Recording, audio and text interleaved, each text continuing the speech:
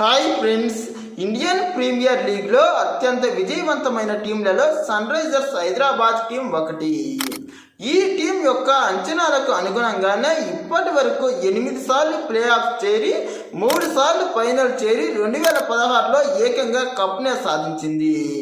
అయితే గత 2024లో అద్భుతమైన ఆట తీరుతో అభిమానులందరినీ ధనాధన్ బ్యాటింగ్తో అబ్బురపరిచి ఏకంగా ఫైనల్ చేరినటువంటి ఈ టీం 2025లో మాత్రం కాస్త తడబడి లీగ్ స్టేజ్లోనే ఇంటిముఖం పట్టింది.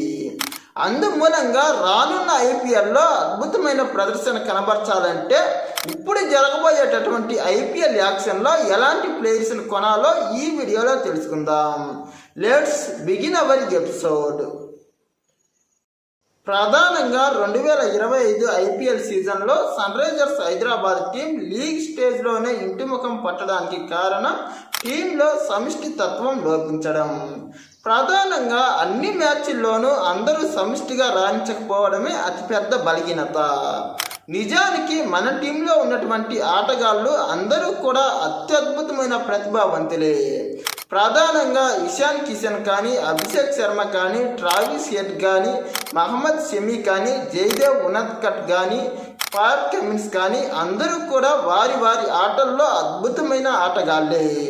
కానీ వీరంతా కూడా ఒకరు అద్భుత ప్రదర్శన ఇస్తే మరొకరు విఫలం అవ్వడం మూలంగా టోటల్గా టీం బ్యాలెన్స్లో ఇంపాక్ట్ అయ్యి ఇలా ఫెయిల్యూర్ను నమోదు చేసుకోవాల్సి వస్తుంది.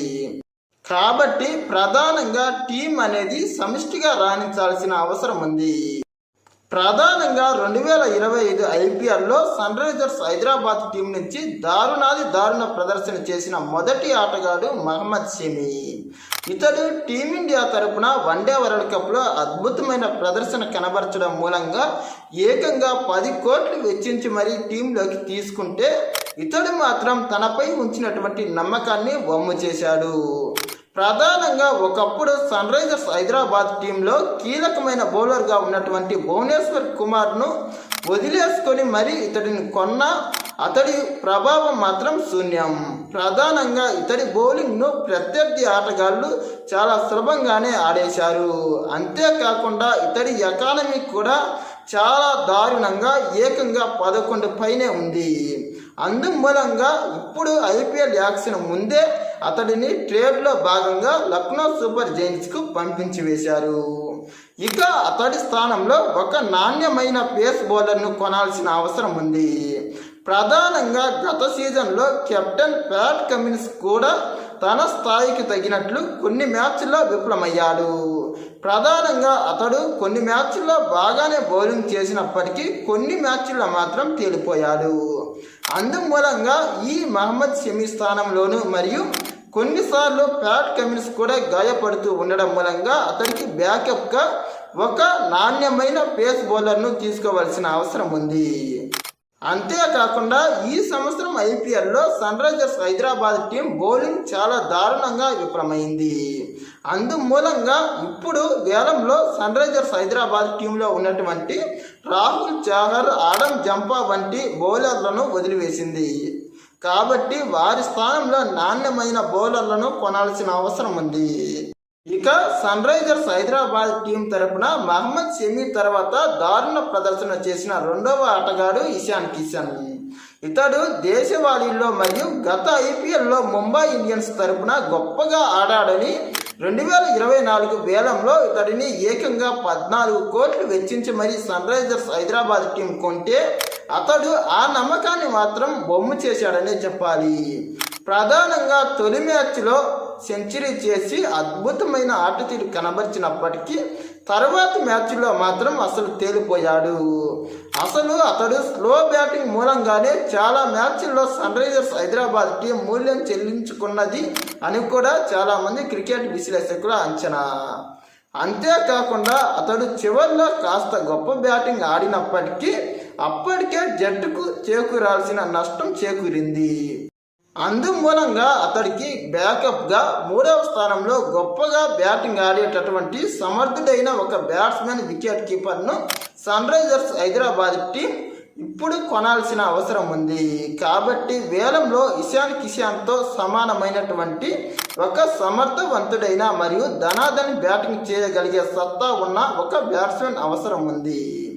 ఇక గత ఐపీఎల్లో కాస్త కలవరపెట్టే ప్రదర్శన చేసినప్పటికీ ఈ ఐపీఎల్లోనైనా ఇషాన్ కిషన్ మారతాడని అతడిపై నమ్మకం ఉంచి మహమ్మద్ షమీని వదిలివేసినప్పటికీ ఇతడిని మాత్రం టీంలో అలాగే అట్టిపెట్టుకున్నది. మరి రానున్న ఐపీఎల్ సీజన్లో ఇతడు ఎలాంటి ప్రదర్శన చేస్తాడో చూడాలి. ఇదే కాకుండా రాహుల్ చాహర్ మరియు ఆడమ్ జంపాల్ కూడా ఎస్ఆర్హెచ్ పరాజయానికి బాటలు వేశారు. వీరు ఒకప్పుడు వారి వారి దేశాలకు గొప్పగా ఆడినప్పటికీ ఈ 2025 ఐపీఎల్ సీజన్లో సన్ రైజర్స్ హైదరాబాద్ టీం తరపున మాత్రం కాస్త కలవరపెట్టే ప్రదర్శన చేశారు. వీరు వాళ్ళ స్థాయికి తగ్గ బౌలింగ్ ప్రదర్శనను మాత్రం కనబరచలేకపోయారు. ఒక విధంగా సన్ రైజర్స్ హైదరాబాద్ టీం అసలు 2025లో అత్యధిక మ్యాచ్లు ఓడిందంటే అందుకు ప్రధాన కారణం బౌలింగ్ విఫలం అవ్వడమేనని చాలామంది క్రికెటర్ల అంచనా. ఒక విధంగా బ్యాటింగ్ ఫెయిల్ అయినప్పటికీ బౌలింగ్ మరీ దారుణంగా ఫెయిల్ అయింది. మహమ్మద్ షమీ పైన నమ్మకం ఉంచి అతడిని తీసుకుంటే అతడు ధారాళంగా పరుగులిచ్చి నమ్మకాన్ని వమ్మ చేయగా అతడికి జోడీగా ఉన్నటువంటి ఈ ఆడమ్ జంపా రాహుల్ చాహర్లు కూడా అతడిలాగానే ధారాళంగా పరుగులిచ్చారు. కాకపోతే వీళ్ళను కాస్త తక్కువ ధరకు పెట్టి తీసుకోవడం వల్ల వీళ్ళను అన్ని మ్యాచ్ల్లో ఆడించలేకపోయారు. కాబట్టి వీళ్ళను మాత్రం ఈ సంవత్సరం వేలంలో వదిలివేసింది. అంతేకాకుండా సన్ రైజర్స్ హైదరాబాద్ టీంలో కీలక ఆటగాడిగా ఉన్నటువంటి నితీష్ కుమార్ రెడ్డి కూడా దారుణంగా విఫలమయ్యాడనే చెప్పాలి. 2024లో అద్భుతమైన ఆట తీరు కనబరిచినటువంటి ఈ ఆల్రౌండర్ తనపై జట్టు ఉంచిన నమ్మకాన్ని ఈ 2025 సీజన్లో మాత్రం దారుణంగా వమ్ము చేశాడు. ప్రధానంగా ఇతడు 2024లో ఎమర్జింగ్ ప్లేయర్ అవార్డు పొందినప్పటికీ 2025లో మాత్రం అలాంటి గొప్ప మెరుపులు మెరిపించలేకపోయారు. కానీ అతడిపై ఇంకా జట్టు మేనేజ్మెంట్ అతడిపై నమ్మకం ఉంచి అతడిని టీంలో అలాగే కొనసాగించింది. మరి రానున్న రోజుల్లో అతడికి ప్రత్యామ్నాయంగా ఈ ఐపీఎల్ యాక్షన్లో వేరే ఆటగాడిని కొంటుందా లేదా చూడాలి. ప్రధానంగా సన్ రైజర్స్ హైదరాబాద్ టీంకు నాణ్యమైన ఆల్రౌండర్ల కొరత చాలానే ఉంది. ప్రధానంగా ఈ ఆక్షన్లో నాణ్యమైన ఆల్రౌండర్లను మరియు నాణ్యమైన బౌలర్లను కొనాల్సిన అవసరం ఉంది. ఇక ట్రావిస్ హెడ్ను గనక మనం ఒకసారి గమనిస్తే 2024లో గొప్ప బ్యాటింగ్తో అతడు టీం ఫైనల్ చేరడంలో కీలక పాత్ర పోషించినప్పటికీ 2025కు వచ్చేసరికి కొన్ని మ్యాచ్ల్లో దారుణంగా విఫలమయ్యాడు. అతడు చాలా మ్యాచ్ల్లో అతి కష్టంగా బ్యాటింగ్ చేస్తున్న స్థితిని కూడా అభిమానులు గమనించారు.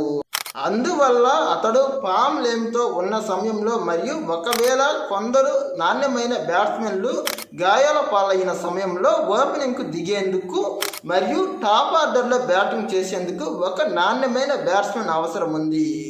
కాబట్టి ట్రావిస్ హెడ్ మరియు అభిషేక్ శర్మ లాంటి గొప్ప బ్యాటింగ్ ఆడగలిగే సమర్థుడైన ఒక గొప్ప బ్యాట్స్మెన్ కూడా ఈ ఐపీఎల్ యాక్షన్లో కొనాల్సిన అవసరం ఉంది. ప్రధానంగా ఈ ఐపీఎల్ యాక్షన్లో సన్ రైజర్స్ హైదరాబాద్ టీం నాణ్యమైనటువంటి ఆల్రౌండర్లు మరియు నాణ్యమైనటువంటి టాప్ ఆర్డర్ బ్యాట్స్మెన్ను కొనాల్సిన అవసరం ఉంది. ఇక బౌలింగ్ అయితే గతంలో దారుణంగా విఫలం అవ్వడం మూలంగా నాణ్యమైన బౌలర్లపై కూడా ఈ యాక్షన్లో వారు ఫోకస్ పెట్టాల్సిన అవసరం ఉంది. మరి రానున్న ఈ యాక్షన్లో సన్ రైజర్స్ హైదరాబాద్ టీం తమ యొక్క నిర్ణయాలను ఎలా మార్చుకుంటుందో చూడాలి. ప్రధానంగా సన్ రైజర్స్ హైదరాబాద్ టీం తరపున ఈ సంవత్సరం వేలంలో పాల్గొనడానికి 25 కోట్లే ఉంది. అంటే మిగతా టీంలతో పోలిస్తే కాస్త తక్కువనే చెప్పాలి. ఇప్పటికే టీంలో నాణ్యమైన ఆటగాళ్లు ఉండడం మూలంగా గొప్ప ఆటగాళ్లపై అంత పెద్దగా శ్రద్ధ పెట్టాల్సిన అవసరం లేదు. ప్రధానంగా నితీష్ కుమార్ రెడ్డి, ఇషాన్ కిషన్ మరియు పోయిన సంవత్సరం విఫలమైనటువంటి వారి స్థానాల్లో కాస్త గొప్పగా ఆడగలిగే వాళ్ళని తీసుకుంటే ఇప్పుడు ఈ యాక్షన్లో సన్ రైజర్స్ హైదరాబాద్కు తిరుగులేనట్లే. ఇప్పుడు ఉన్న ఆటగాళ్ళు గొప్పగానే ఉన్నారు. కానీ వాళ్ళు ఎప్పుడు ఎలా ఆడతారో అన్న దానిపైనే టీం అవకాశాలు ఆధారపడి ఉన్నాయి. మరి ఈ యాక్షన్లో సన్ రైజర్స్ హైదరాబాద్ టీం ఎలాంటి ప్లేయర్స్ని కొంటుందో వేచి చూడాలి. టీం మేనేజ్మెంట్ ఎలాంటి ప్లేయర్స్ని కొన్నప్పటికీ వాళ్ళు ఆటలో మాత్రం అద్భుతాలు చేసి మనందరి ఆశలు నెరవేరుస్తారని ఆశిద్దాం. ఇలాంటి మరిన్ని ఇంట్రెస్టింగ్ వీడియోస్ కోసం మా ఛానల్ను సబ్స్క్రైబ్ చేయండి. ఈ వీడియో నచ్చితే లైక్, షేర్, కామెంట్.